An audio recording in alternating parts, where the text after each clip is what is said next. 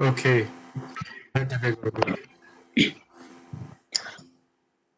My humble obeisances to all the devotees. Om Namo Bhagavate Vasudevaya.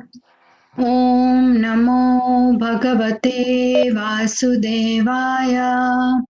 Om Namo Bhagavate Vasudevaya.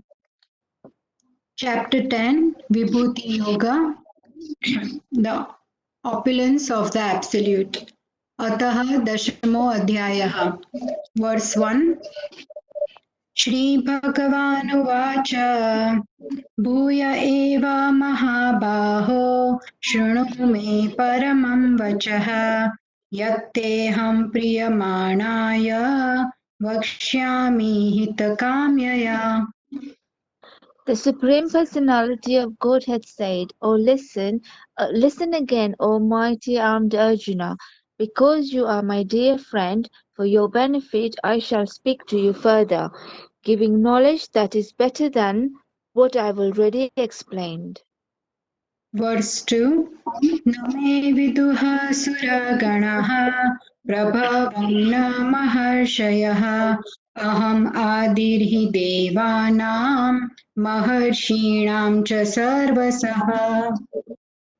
Neither the host of demigods nor the great sages know my origin or opulences, for in every respect I am the source of the demigods and sages. Verse 3 यो माम् अजम् अनादिं च वेत्ति लोकमहेश्वरम् असम्मूढः समर्थ्येषु सर्वपापैः प्रमुच्यते. He who knows me as the unborn, as the beginningless, as the supreme Lord of all the worlds, he only, undeluded among men, is freed from all sins. Verse 4 and 5 बुद्धिर्ज्ञानम् असम्मोह क्षमा सत्यं दमः समः सुखं दुःखं भवो भावो भयं चाभयमेव च अहिंसा समता तुष्टिः तपोदानं यशो यशः भवन्ति भावभूतानां मत्त एव पृथग्विदः.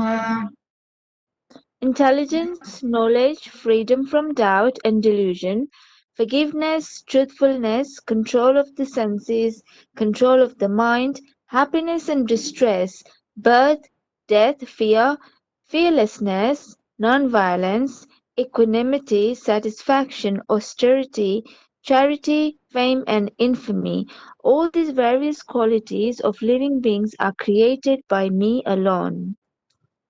Verse 6 महर्षयः सप्त पूर्वे चत्वारो मनवस्तथा मद्भावा मानसा जाता येषां लोक इमः प्रजः.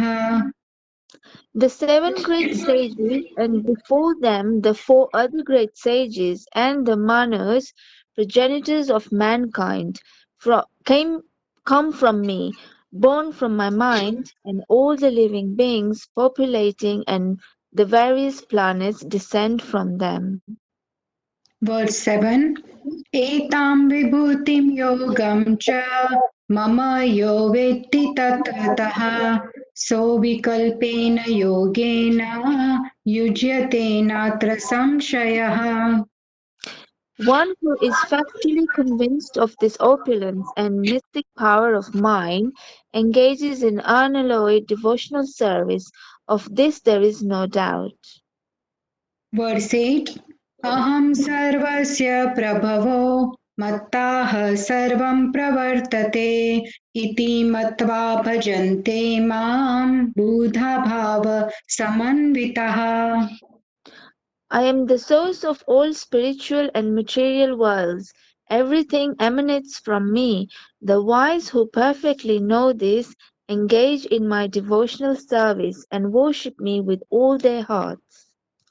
Verse 9 मच्चित्ता मद्गता प्राणा बोधयन्तः परस्परं कथयन्तश्च मां नित्यं तुष्यन्ति च रमन्ति च. The thoughts of my true devotees dwell in me. Their lives are fully devoted to my service, and they derive great satisfaction and bliss from always enlightening one another and conversing about me. Verse 10. तेषां सततयुक्तानां भजतां प्रीतिपूर्वकं ददामि बुद्धियोगं तं येन मामुपयान्ति ते. To those who are constantly devoted to serving me with love, I give the understanding by which they can come to me. Verse 11. तेषामेवानुकम्पार्थम् अहम् अज्ञानजं तमः नश्यामि आत्मभावस्थो ज्ञानदीपेन भास्वता. To show them special mercy, I, dwelling in their hearts, destroy with the shining lamp of knowledge the darkness born of ignorance. Verse 12 and 13. Arjun उवाच परं ब्रह्म परं धाम पवित्रं परमं भवान् पुरुषं शाश्वतं दिव्यम् आदिदेवम् अजं विभुम्.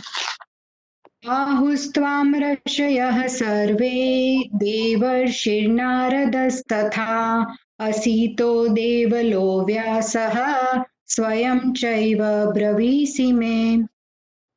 Arjuna says, "You are the Supreme Personality of Godhead, the ultimate abode, the purest, the absolute truth.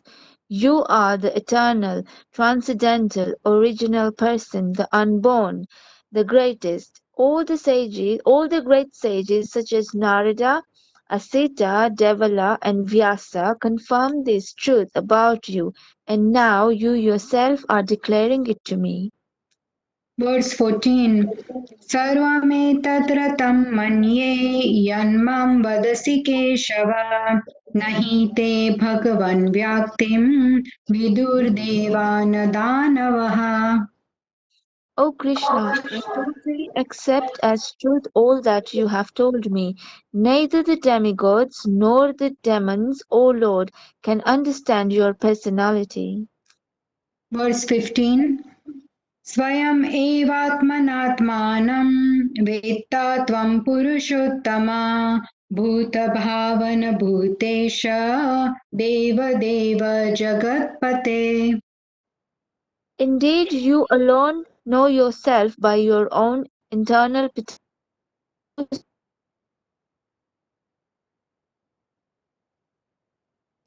Lord of the universe. Verse 16. वक्तुम् अर्हसि यशेषेण दिव्या हि आत्मविभूतयः याभिर्विभूतिभिर्लोकान् इमां त्वं व्याप्य तिष्ठसि. Please tell me in detail of your divine opulences by which you pervade all these worlds. Verse 17. कथं विद्याम् अहं योगीं त्वां सदा परिचिन्तयन् केषु केषु च भावेषु चिन्त्योऽसि भगवन्मया. O Krishna, O Supreme Mystic, how shall I constantly think of you? How shall I know you? In what various forms are you to be remembered, O Supreme Personality of Godhead? Verse 18.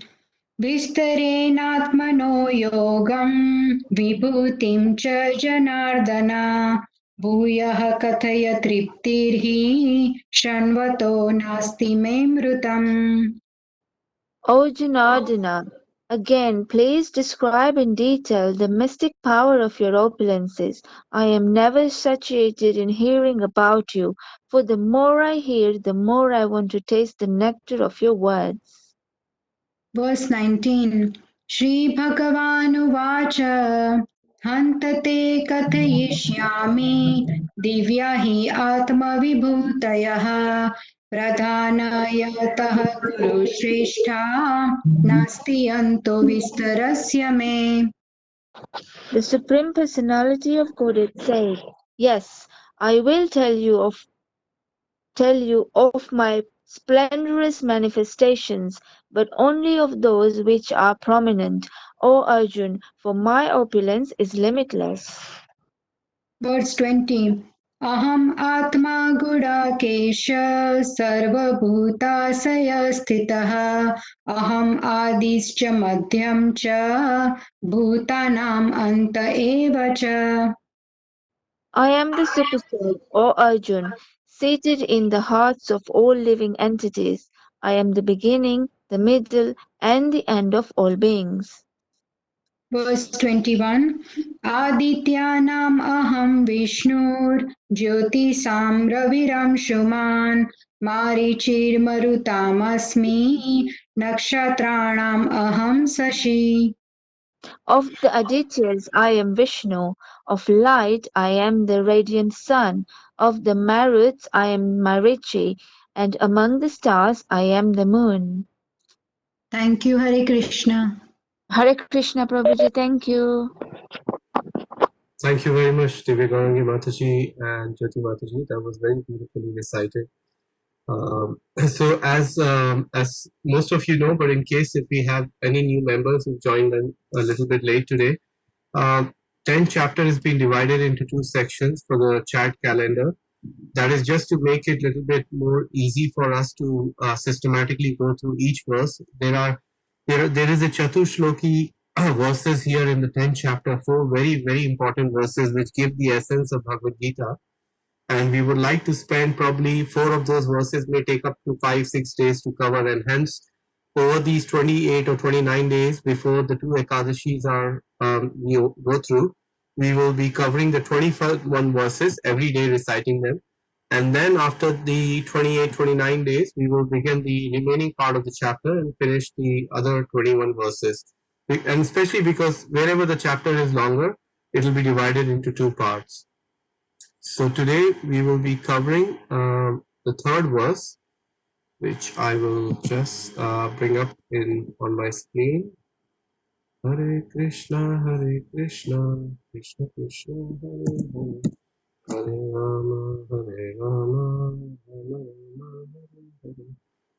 Hare Krishna, Krishna Krishna, Hare Hare, Hare Rama, Rama, Rama, Hare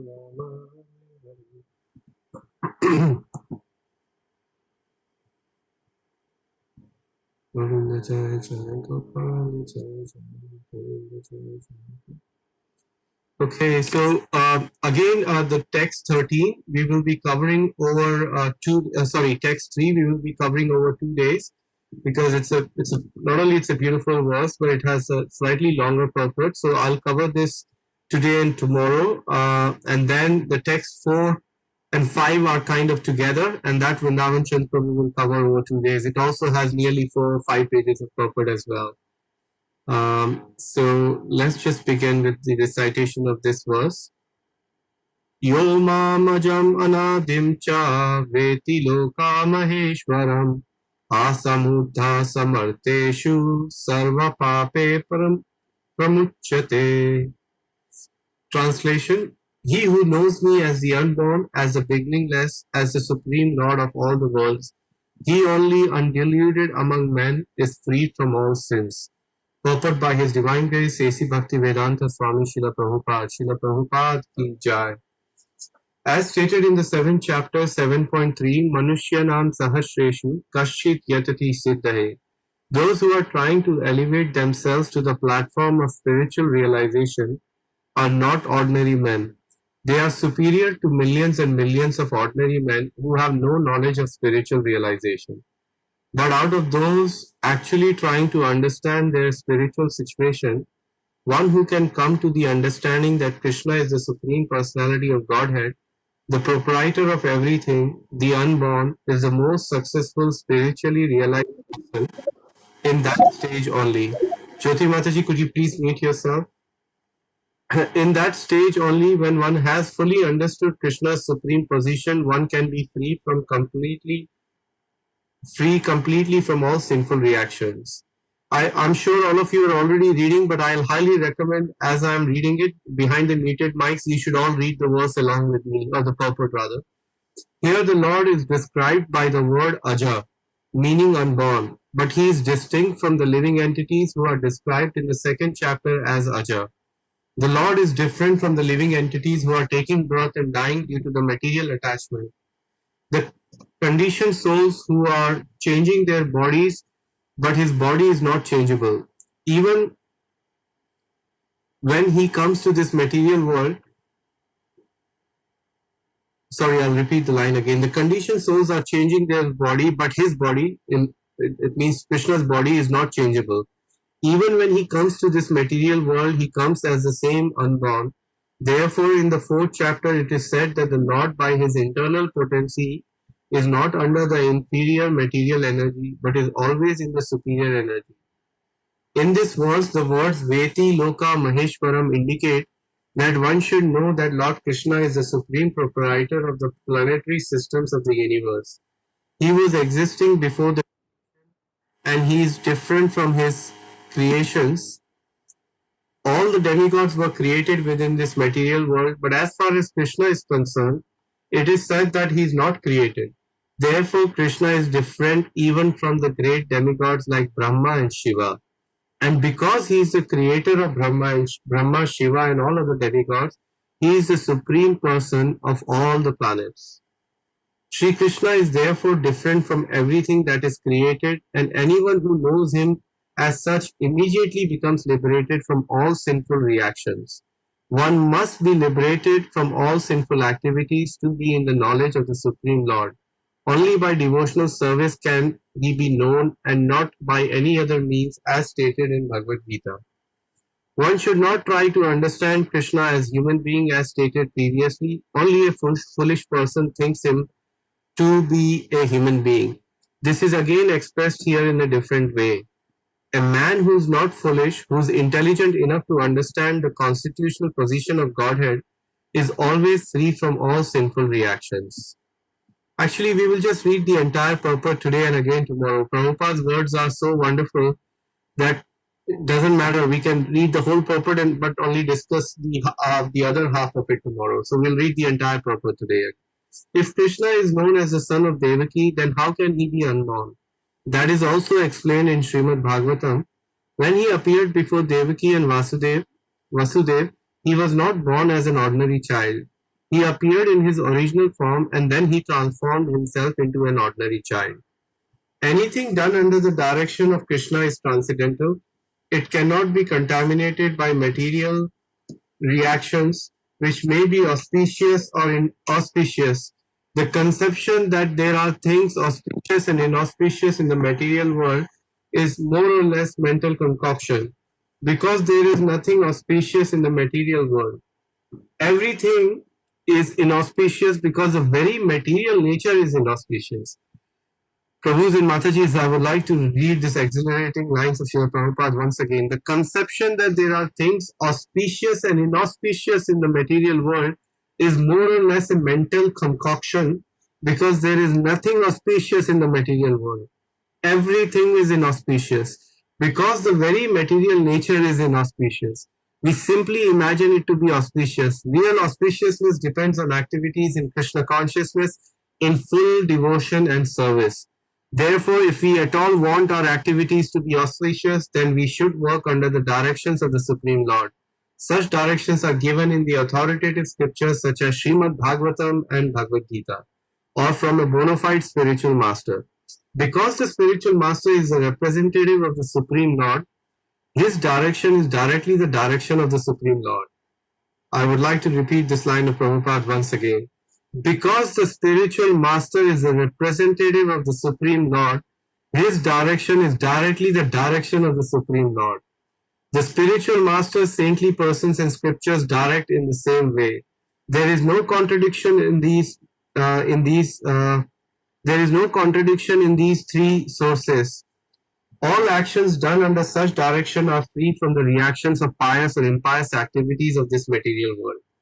The transcendental attitude of the devotee in the performance of activities is actually that of renunciation, and that is called sannyas. As stated in the first verse of the 6th chapter of Bhagavad Gita, one who acts as a matter of duty because he has been ordered to do so by the Supreme Lord, and who does not seek shelter in the fruits of his activities, anashritta karma phalam, is a true renouncer.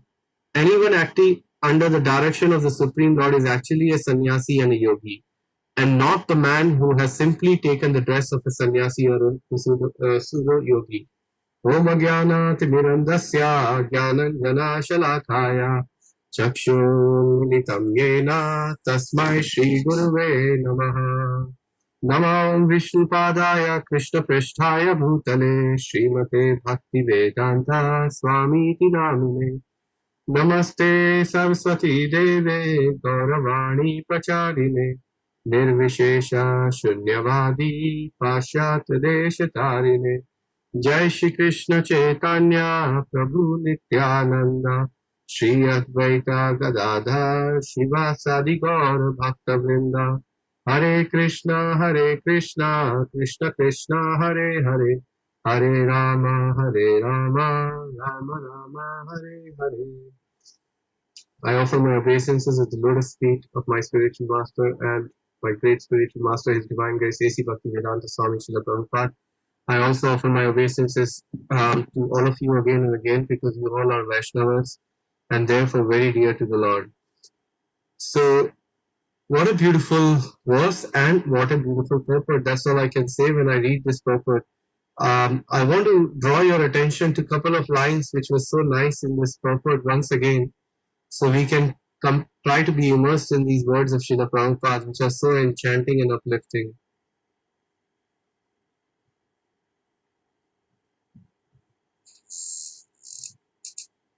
Here Prabhupada is saying one should not try to understand Krishna as a human being. As stated previously, only a foolish person thinks him to be a human being.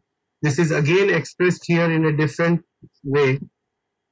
A man who is not foolish, who is intelligent enough to understand the constitutional position of Godhead, is always free from all sinful reactions. And here is that line which I loved so much.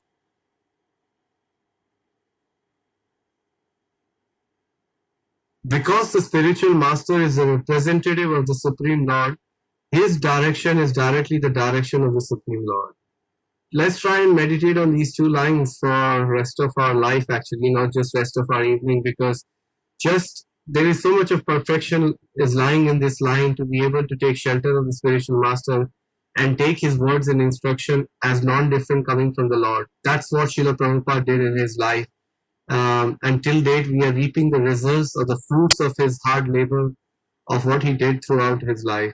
I will now share my slides with all of you. Hare Krishna, Krishna Krishna, Hare Hare, Hare Rama, Rama Rama, Hare Hare. 1 second. Hare Krishna, Krishna Krishna, Hare Hare, Hare Rama, Rama Rama, Hare Hare.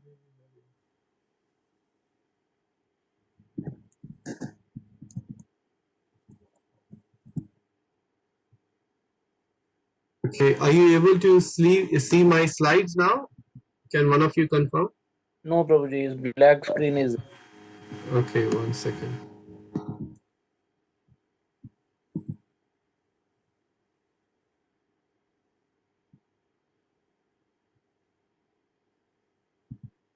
Okay, so this is just a quick recap as we did in our first session of the first verse, the 4 different sections.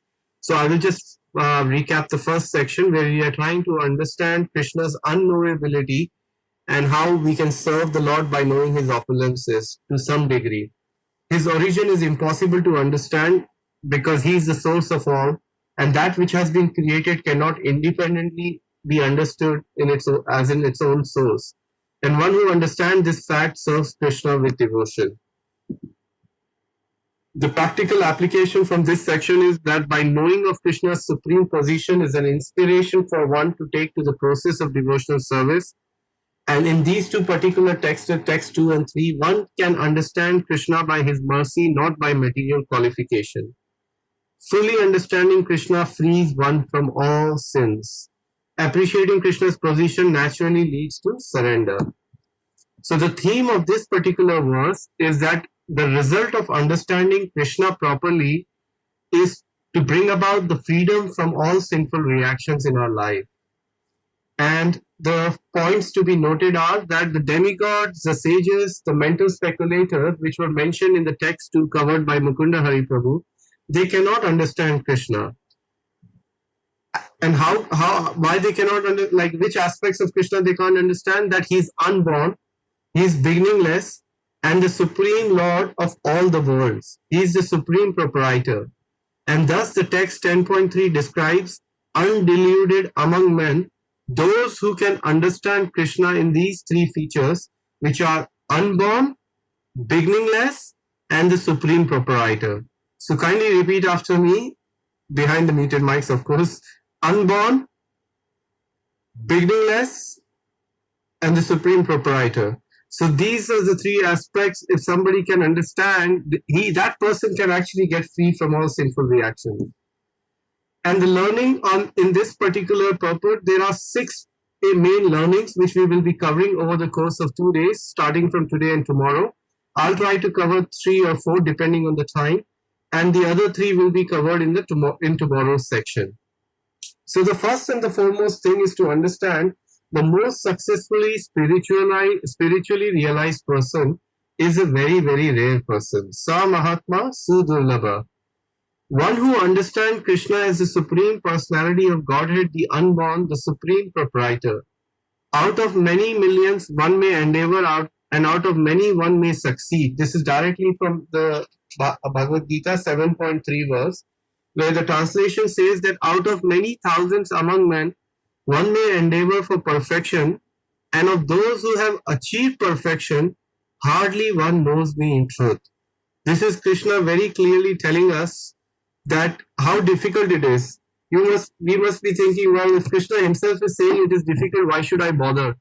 The point is that actually we should bother for our own benefit, because if we don't bother, we will be bothered by the material energy. Wow, that's interesting. I didn't thought of it before. So if we don't bother to understand Krishna, we will be bothered by the material energy of the Lord. So something nice to contemplate, because the whole idea to think of Krishna, to learn about his opulences, is to be able to appreciate him even more in our day-to-day life, and that way we can get free from sins. And Krishna is giving us that formula. So let's try and bother ourselves. Rather, it's actually should be, initially it may sound like a bother, but it is wonderful to be able to learn about Krishna.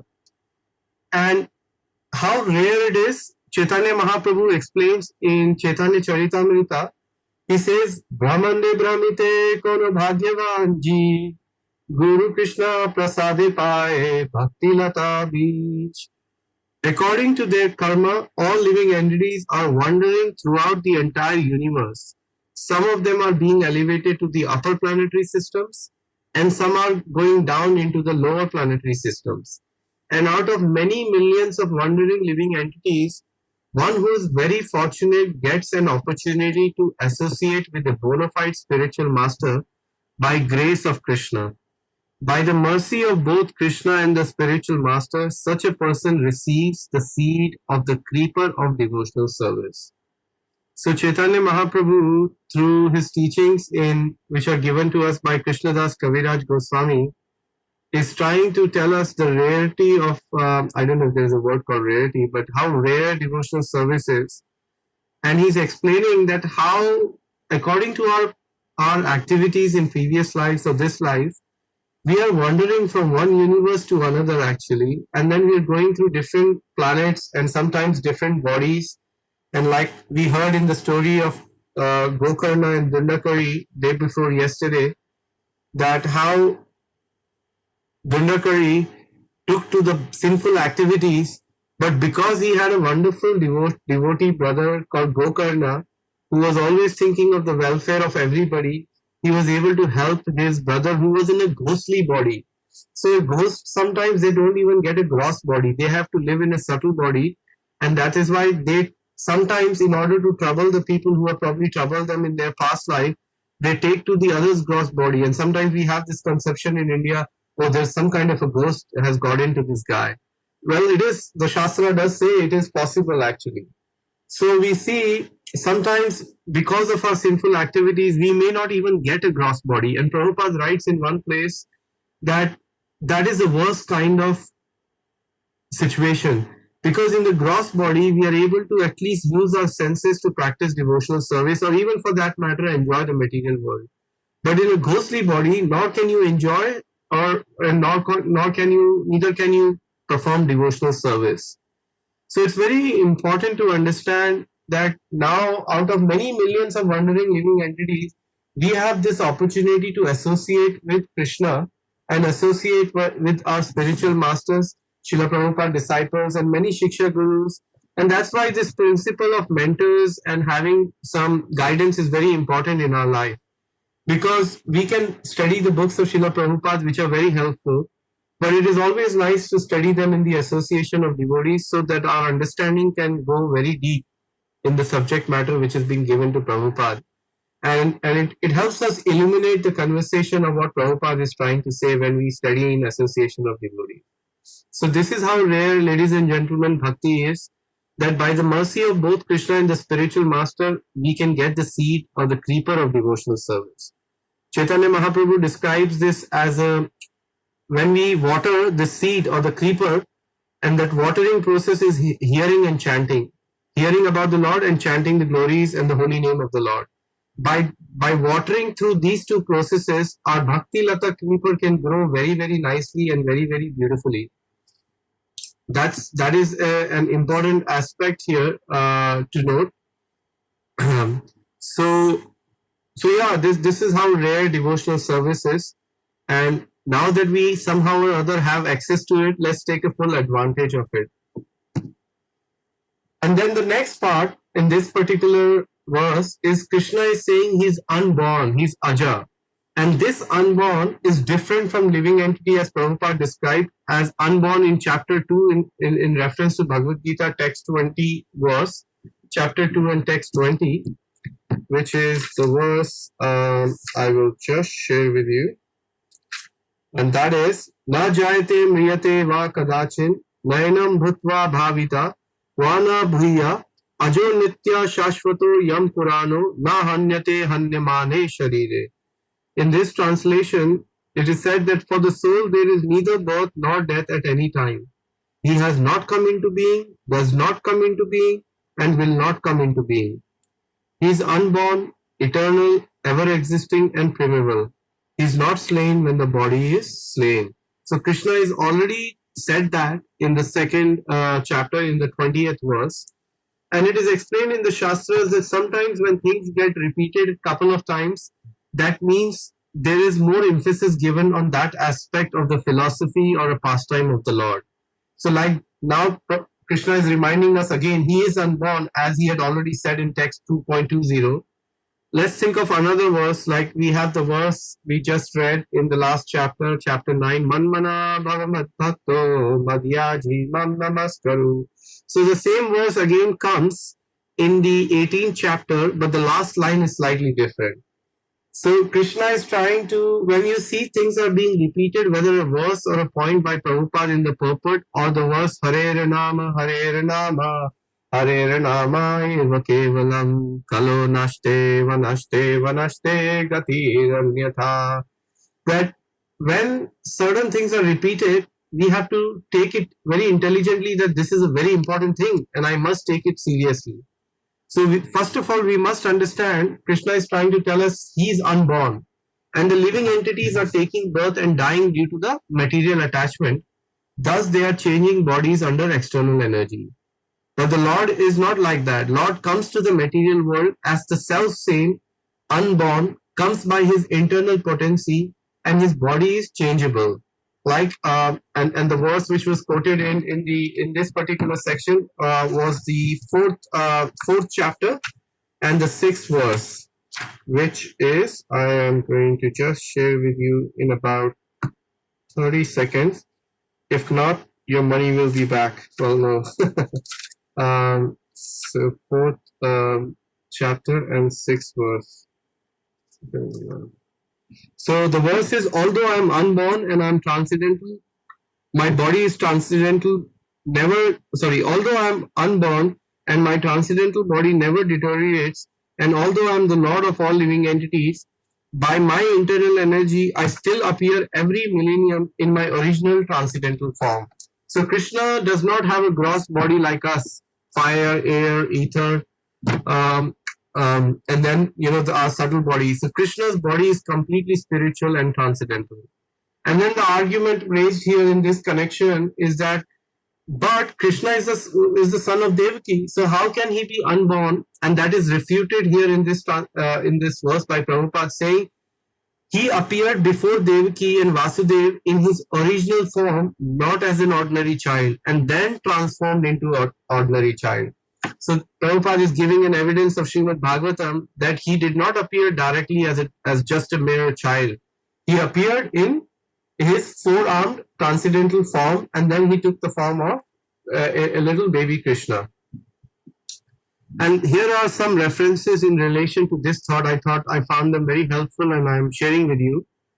The verse I just read, actually I didn't realize I had written it down here, or rather mentioned it here. Let's look at this purport of Srila Prabhupada from Srimad Bhagavatam, 10th Canto, 27th chapter, 9th verse. And it will help us illuminate this particular aspect of Lord being unborn.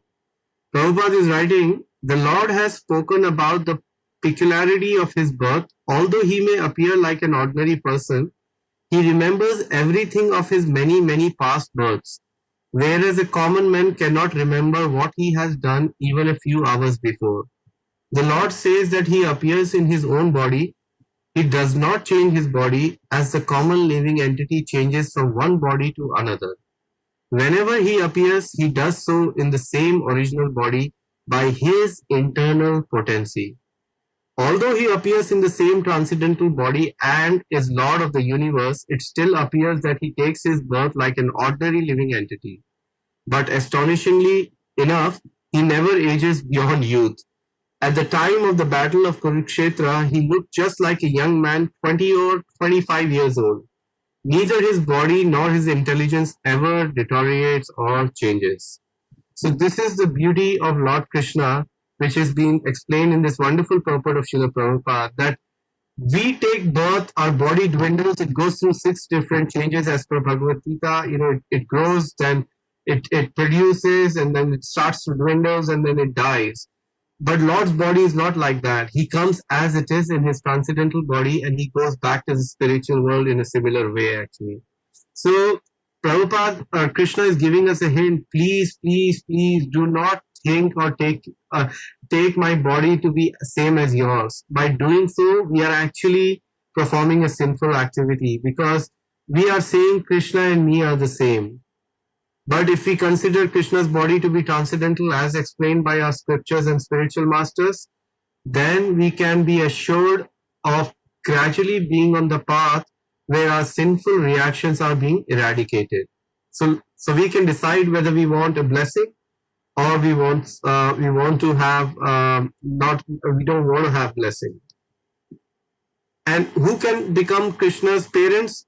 Now the point about Devaki, and again it is coming directly from the purport of Srimad Bhagavatam 10th Canto, 8th chapter, 49th verse. Something very beautiful. Prabhupada writes here, he says, Drona and Dhara are the eternal father and mother of Krishna. Whenever there is a necessity of Krishna's appearance, Drona and Dhara appear first, and then Krishna appears. Krishna says in Bhagavad Gita that his birth is not ordinary. Janma karma cha me divyam yogam yoveti tatvata tyaktava deham punarjanma neti mameti Arjuna. So Krishna's, if we can understand the transcendental appearance and his disappearance and his activities, then one doesn't have to take birth in this material world. So this is a very important fact to know, that the Drona and Dhara are the eternal father and mother of Krishna. And before Krishna's appearance, Prabhupada writes, Drona and Dhara appear in order to become his father and mother. It is they who appear as Nanda Maharaj and his wife Yashoda. In other words, it is not possible for a sadhana siddha living being to become the father or mother of Krishna. For Krishna's father and mother are already designated. So when we hear from scriptures, my dear Prabhus and Matajis, that we can also love Lord as being his parent. Of course we can. But there is a clear distinction in trying to develop that parental affection and being a parent. So we may very well develop a parental affection towards the Lord, but that doesn't mean we can become Drona or Dhara or Yashoda or Nanda Baba or Sachi Mata and Jagannath Mishra. We can't become their parents, but what we can become is we can take birth as an elderly gopi who has the same affection towards Krishna as Mother Yashoda or Nanda Baba has, like the childlike mood. So these are very important aspects. We should, when we are practicing Krishna consciousness, we need to be very, very clear of these aspects. And when these aspects are clear, then performing bhakti according to the regulative principles, which is called the not rag marg, but there is Raganuga bhakti and there is Vaidhi bhakti. So if we are following the Vaidhi bhakti, then and we understand these very, very clearly. We are trying to imbibe the mood, but not the same kind of parentalhood which Nanda Baba and Yashoda have. So that's something I thought was quite important to bring it in the line of, we may think, okay, Devaki, Krishna, Yashoda, and we can also become, and Krishna can come and take birth. And here is the third aspect. I think we will just cover the third, and the other three we will cover tomorrow. Veti Loka Maheshwaram. This phrase means Supreme Lord of all the world's planetary systems, because he was existing before the creation and is different from his creation. Demigods were created, he is not created. Thus Krishna is different even from the great demigods like Brahma and Shiva. So one must start to think, okay, what is the praman? How can we accept Krishna being that he is the source of everything? And actually even Brahma was created by him. So there is a beautiful verse in Srimad Bhagavatam to understand and expand our understanding in this particular aspect of the Lord from this verse of Veti Loka Maheshwaram. And that is Om Namo Bhagavate Vasudevaya Janmadiyasya Yato Anmayad Itaratas Charte Shava Abhijana Sarat Tene Brahma Hidaye Adhikavya Muyanti Yatsuraya Tejo Vari Mridam Yatha Vinimayo Yatrati Sargo Mrisha Dhamna Svena Sada Nirasata Kuhukam Satyam Param Dhimai. This verse is such a beautiful verse that Srila Bhaktisiddhanta Saraswati Thakur, just on this verse, I believe he spoke for nearly 3 months when he was giving the Bhagavatam Katha actually. Or 3 days, I can't remember, I may be wrong. During the Q&A, somebody can help me, remind me whether it was 3 days or 3 months, these first 3 verses of Bhagavatam. So here we see, in this translation, it becomes very crystal clear Sorry, Mataji, go ahead. 3 months. 3 months, okay, thank you, that's helpful. So here it will become very clear who is the source of everything and how Brahmaji is even coming from Krishna. So here in the Bhagavatam, in the first verse, Vyasadeva is telling us, O my Lord Shri Krishna, son of Vasudeva, O all-pervading personality of Godhead, I offer my respectful obeisances unto you. I meditate upon Lord Shri Krishna because he is the absolute truth and the primeval cause of all causes of the creation, sustenance and destruction of the manifested universes. He is directly and indirectly conscious of all the manifestations, and he is independent because there is no other cause beyond him. It is he only who first imparted the Vedic knowledge onto the heart of Brahmaji, the original living being. By him, even the great sages and demigods are placed into illusion, as one is bewildered by the illusory representations of water seen in fire or land seen on the water. Only because of him do the material universes temporarily manifested by the reactions of the 3 modes of nature appear factual, although they are unreal. I therefore meditate upon him, Lord Sri Krishna, who is eternally existent in the transcendental abode, which is forever free from the illusory representations of the material world. I meditate upon him, for he is the absolute truth. I mean, all I would suggest, and I'm getting this inspiration that perhaps from today we can try to do a 30-day challenge of every day when we get up in the morning or at some point during the day to recite this verse and appreciate that how wonderful our Lord is and how he is the source of everything, how he is imparting the knowledge of Brahma, and he, by him, even the demigods are being put into illusion, what to speak of us as a living entities. And then that way we can appreciate this supreme aspect of the Lord, that how he is the big man behind everything, as we would say in our modern world. Actually, there is a verse in Srimad Bhagavad Gita which gives I think it's 5.29, which gives the peace formula. What is that verse? Can, Yatapasam sarvaloka maheshwaram yeah. So how does it start? bhoktaram yagya tapasam sarvaloka Sarvaloka maheshwaram Maheshwaram Suhridam suhridam Sarva sarvabhutanam Bhutanam Yatva Mam Shantim Rachati. Shantim. Thank you so much, Mataji. That's beautiful. This is nice to be able to recite the verses, to memorize them, to be able to, when you pray, they come at the right time. Obviously, didn't for me, but thank you. That was very helpful.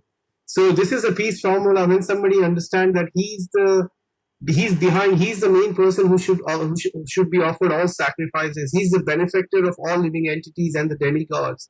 And by knowing his transcendental position, one can achieve peace from the pangs of all material nature. So imagine what an opportunity for all of us to appreciate this form of the Lord through this beautiful verse of Bhagavatam. So I would like to end on this note. Tomorrow we'll cover these three different aspects of the presentation. And I'd like to end here and open for any comments or questions. I do apologize, there aren't any stories today because it was a bit philosophical, but some of the verses of Bhagavad Gita are philosophical, and I was probably going to miss a point if I was to try and bring a relatable story today, but I thought I'll just stick to the points. We'll cover the other 3 points tomorrow. So feel free yourself to unmute to share any reflections, any comments you may have, or any questions you may have. You can also message me on the chat button, and I'll be happy to take your any comments or questions.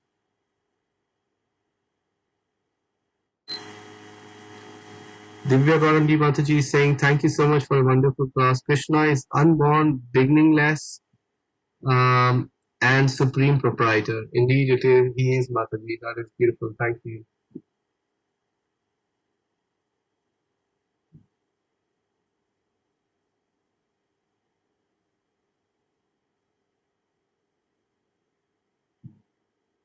Anybody else for any comments or reflections or questions? Hare Krishna Dibbanam, this is Kalika Mataji here. Kalika Mataji, Hare Krishna. Just to mention, at the beginning you said that in this material world, Krishna says everything is inauspicious. Yes. So by become Krishna conscious, use everything for the service of Krishna. Yes. That's when we can make it all auspicious, but otherwise it auspicious. So that's why people who do not offer whatever is cooked, we offer to Krishna. Whatever we use, whatever we think, whatever we give, we offer to Krishna. It becomes auspicious. So that way we become, towards Krishna, and that becomes, auspicious for our life. So that's, I just thought. Yeah, that does actually. That is true. Krishna consciousness is the king of all auspiciousness, or the queen of all auspiciousness, whichever way we want to take it. Because as we read from Prabhupada, according to our mental speculation, or the so-called auspiciousness and inauspiciousness of this material world is nothing but a mental concoction. Because happiness and distress are like a summer and winter season. Matra sparshas tu kanteya sitasana sukha dukkadaha agna paino nitya tam stitikshava bharata. That they arise from sense perception, and like how a winter and summer season goes. And a sober person should learn to how to tolerate, such difficulties and such dualities, and that may carry on progressing, in Krishna consciousness. It is a very beautiful comment which is being made by Hema Mataji. She always have wonderful reflections. Hare Krishna, a very powerful realization by His Holiness Radhanath Maharaj.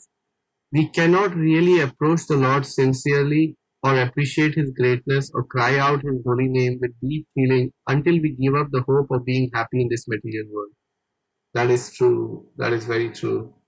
Thank you for sharing that nugget, Mataji, from Radhanath Maharaj. That is a fact. Yes, we cannot really appreciate spiritual world until and unless we start depreciating the material world. We have to come to the point. My Guru Maharaj says we have to do a worldwide revolution, at least in our own lives, and say no mass. One day should be able to pick up the paper and write down, I'm done with this material world, Krishna. So please save me. I'm all yours. So please, help me. So it is a very precarious situation, but let's just try and become, as Maharaj says, until we give up the hope of being happy in the material world. So that is very helpful. Thank you so much. I have a question here from Pratibha Mataji. Firstly, Pratibha Mataji, I want to thank you for reaching out to me and making such a huge flight of sponsoring not one, not two, not three, not four, 6 sets of Srimad Bhagavatam today. That was amazing. I'm sure Srila Prabhupada will be very pleased with your this endeavor, and we will keep one set for you. So your question, Drona or Dhara, not Vasudeva and Devaki. Yes, Mataji, it is explained directly in the verse I quoted today. Actually, that there it is mentioned that Drona and Dhara are the actual. I mean, they are the original father of Krishna. And I mean, these are all pastimes which are even, I mean, to me, are inconceivable from a 10th canto point of view. But yes, Prabhupada makes this reference in that verse. But we, of course, appreciate Yashoda Maya and Nanda Maharaj who are there in Vrindavan. And there are different pastimes taking place with different parents of the Lord. But this was one reference made in Srimad Bhagavatam, and I thought I'd share with you. Is there more, somebody's asking, is there more information about Drona and Dhara, Krishna's eternal mother and father in Shastras? I haven't come across any. I'm sure there probably be.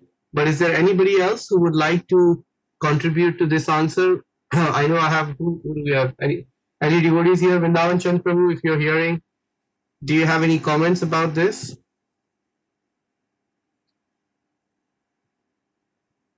Sorry, Divya and Prabhu, I just lost the question. Can you repeat it, please?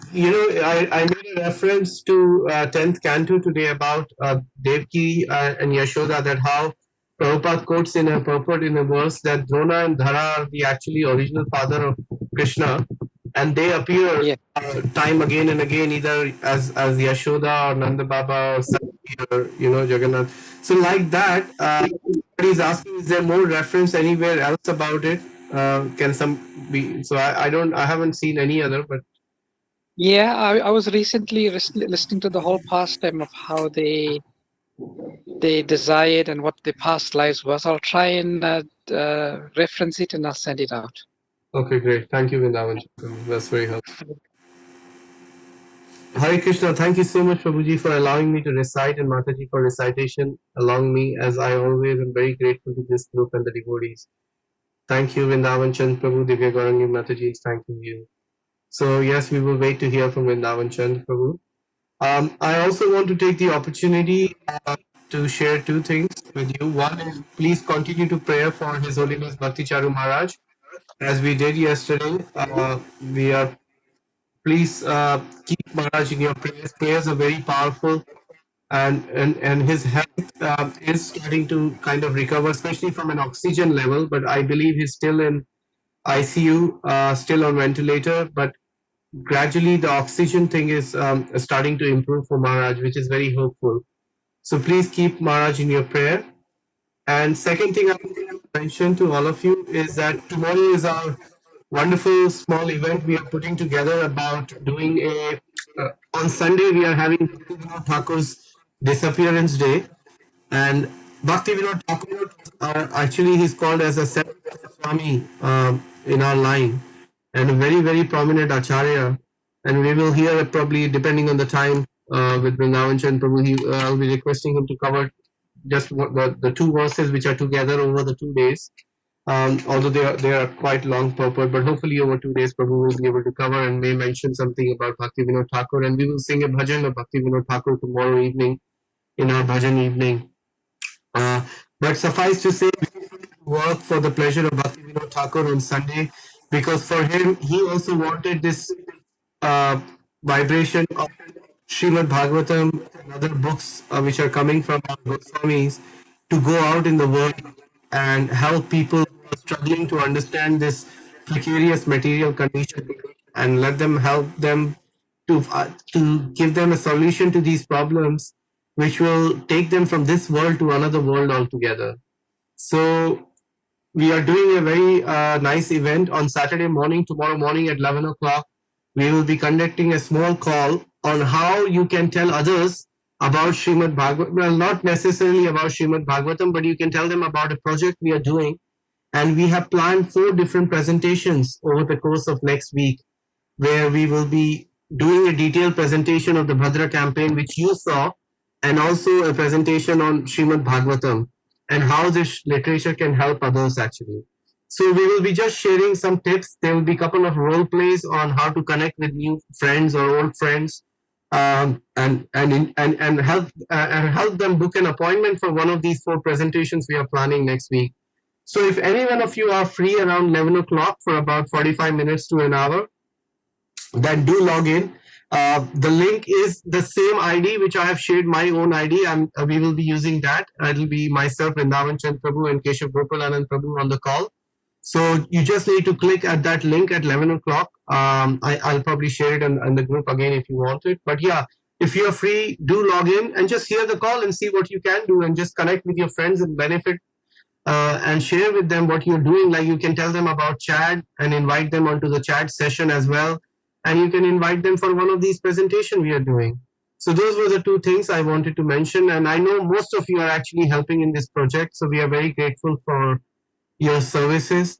Know it for sure, this is very dear to Bhakti Vinod Thakur and Srila Prabhupada. So you're doing a wonderful service in whatever way or form you can do, like how Mataji did today. So I'd like to conclude this evening's session by thanking all of you very much for joining us this evening in this chat session.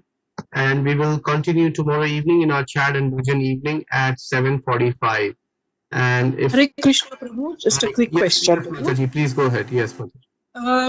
Prabhuji, I got to know about chat, very late, so about beginning of chapter 9. So I missed the first 8 chapters. So are you repeating this again, Prabhuji? Krishna willing, Mataji, if we can, once we come back, once we finish the 18th chapter, let's see how situations are, how things are. We would like to keep the transcendental vibration of Bhagavad Gita going. Many devotees have requested that to happen. You can pray for us that Krishna gives us the strength that we can carry on doing it in some form or other, even if it means, if not every day. But let's hope if we can. Yeah, I'm sure we will keep going in the circles and keep coming back to these chapters, because the more we read, Arjuna says, I'm never satiated by hearing about you, my Lord. So we should also develop that eagerness to hear Bhagavad Gita. So hold your thoughts, Mataji, and maybe we'll come back. Haribol, Haribol. Hare Krishna, Prabhu. Hare Krishna. Yes. The question about, Vasudeva and Devaki, Yes, Mataji. reference is in Birth of Krishna in Krishna book. Okay, thank you very much. So it has, the 3 times they take birth, and it's all detailed is there. Her name was Krishni, Aditya. Krishni and Satapa, and that's right. Yeah. Yes. Thank you so much for that. I'll take a copy and paste share it. it on the group. Yeah, absolutely. Share it on the group, Mataji. Okay. Thank you. Okay, great. Hare Please Krishna. accept my humble obeisances. Hare Krishna.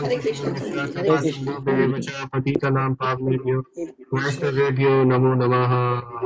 Thank you so much. Gaur Premanande, Hari Hari Bol, Thank you, Hari Hari Prabhuji. Bol, It's a Hare Krishna. lovely lesson. Thank you. Prabhuji. Thank you. Krishna, everyone.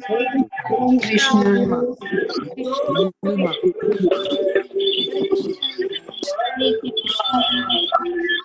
Krishna. Jai Chaitanya Prabhu Jai. Thank you.